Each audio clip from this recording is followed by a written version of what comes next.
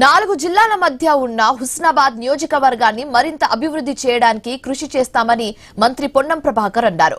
December 3న Husnabad లో CM Revanth Reddy పర్యటిస్తారని తెలిపారు. భారీ బహిరంగ సభ ప్రాంగణాన్ని మంత్రి పొన్నం ప్రభాకర్ పరిశీలించారు. అనేక అభివృద్ధి పనులకు సీఎం శంకుస్థాపన చేస్తారని తెలిపారు. ఇప్పటి వరకు జరిగినటువంటి అభివృద్ధి ఇంకా చేయవలసిన అభివృద్ధికి సంబంధించిన అంశాలపై హుస్నాబాద్ నియోజకవర్గానికి గౌరవ ముఖ్యమంత్రి గారు 3వ తేదీ నాడు వస్తా ఉన్నారు. అందుకు సంబంధించి గ్రౌండ్ లో సమావేశం జరగబోతా ఉంది. సమావేశానికి అందరూ కూడా తరలి రావాల్సిందే కోరుతాను. అభివృద్ధి కార్యక్రమాలకు సంబంధించి చేస్తారు. అదేవిధంగా ఇంకా కొన్ని మిగిలిపోయిన సమస్యలకు సంబంధించి కూడా ఈ ప్రాంత ప్రజల ఆకాంక్ష నెరవేర్చే విధంగా ముందుకు పోవడానికి ప్రయత్నం చేస్తాం.